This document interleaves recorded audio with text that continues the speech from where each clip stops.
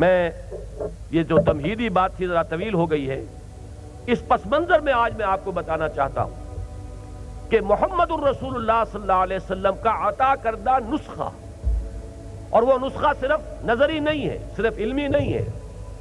صرف کہیں لکھا ہوا نہیں ہے، وہ تو جیسے کہ کہا کسی نے کہ سبتست بر جرید عالم دوام ماں، وہ مجرب نسخہ ہے اور تاریخ انسانی میں ثبت ہے کہ حضور نے یہ کام کر کے دکھایا۔ دیکھیے حضور کے معجزات صلی اللہ علیہ وسلم، یہ ایک بڑی طویل بحث ہے۔ حضور کا سب سے بڑا معجزہ قرآن حکیم ہے، زندہ ہے، پائندہ ہے، تابندہ ہے۔ فاش گویم آنچ درد المزمرست، ہی کتابیں نیست چیزیں دیگرست، مثل حق پنہاؤ ہم پیداستو، زندہ و پائندہ و گویاستو۔ پھر حضور کی حیات طیبہ میں بے شمار خرق عادت واقعات ہوئے ہیں جنہیں ہم معجزات کی حیثیت سے جانتے ہیں۔ تھوڑا سا کھانا تھا، چند آدمیوں کے لیے بھی کفایت نہ کرتا، حضور نے اپنا دست مبارک اس کے اوپر رکھا صلی اللہ علیہ وسلم، اور پورا لشکر سیر ہو گیا، ہوا ہے، واقعات ہوئے۔ لیکن میرے نزدیک جو اس دور میں سب سے زیادہ نمایاں کر کے پیش کیا جانا چاہیے حضور کا زندہ معجزہ، وہ یہ ہے کہ کل 20 برس کی مدت میں ایک قوم کی کایا پلٹ کر رکھ دی، ایک مکمل انقلاب برپا کر دیا۔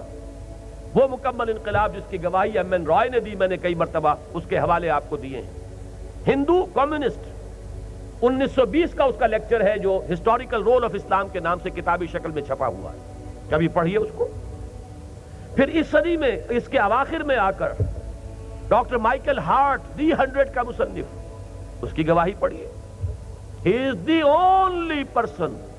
supremely successful in both the religious and the secular fields۔ ایک عظیم انقلاب برپا کیا ہے۔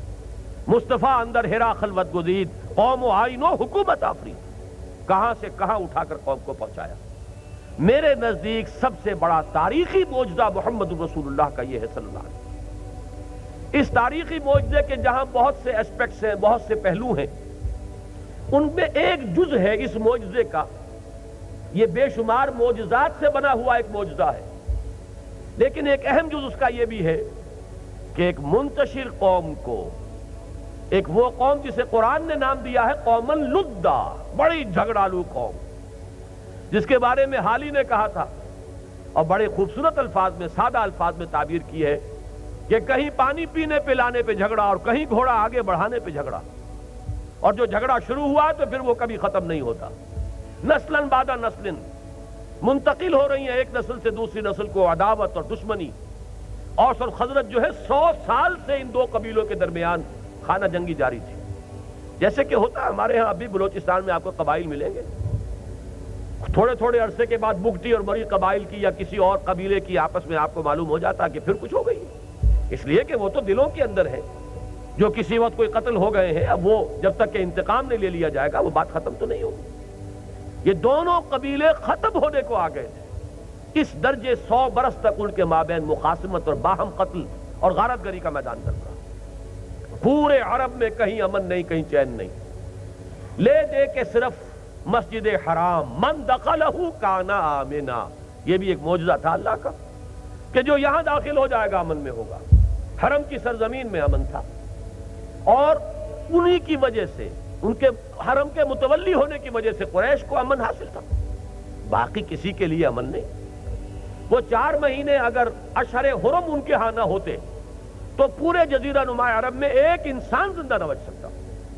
وہ تو 4 مہینے ان کی مذہبی روایت یہ تھی کہ 8 مہینے لڑو،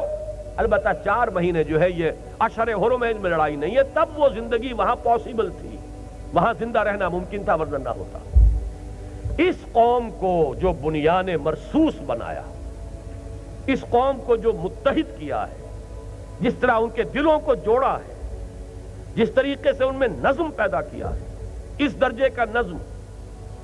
کہ اور خیر جنگ کے اندر تو ہوتا ہی ہے کہ صف بندی بھی ہو، اور کوئی کمانڈر ہے اور کوئی سپہ سالار ہے، اور کوئی مختلف جو جتھے ہیں، میمنہ ہے، میسرہ ہے، اس کا کوئی سپہ سالار ہے، وہاں تو ڈسپلن ہوتا ہے۔ لیکن عبادت جیسی چیز میں یہ ڈسپلن جو آپ کو نماز میں نظر آتا ہے، ایک امام اور پیچھے صفے باندھے ہوئے، اور اس کی ایک آواز کی حرکت جو ہے جیسے کہ پریڈ ہو رہی ہو، کوئی کوشن آ رہا ہے اور اس کے بعد حرکت ہو رہی ہے، یہ نظم خالص عبادت سے لے کر کہ جو ایک ذاتی معاملہ سمجھا جاتا ہے بندے اور رب کے مابین، وہاں سے لے کر اور میدان جنگ تک نظم، ڈسپلن، پابندی، سم و اطاعت، سنو اور اطاعت کرو، فاسمعوا واطیعوا، یہ کیفیت جو پیدا کی محمد الرسول اللہ صلی اللہ علیہ وسلم نے، تو میرے نزدیک واقعہ یہ ہے کہ ایک بہت بڑا معجزہ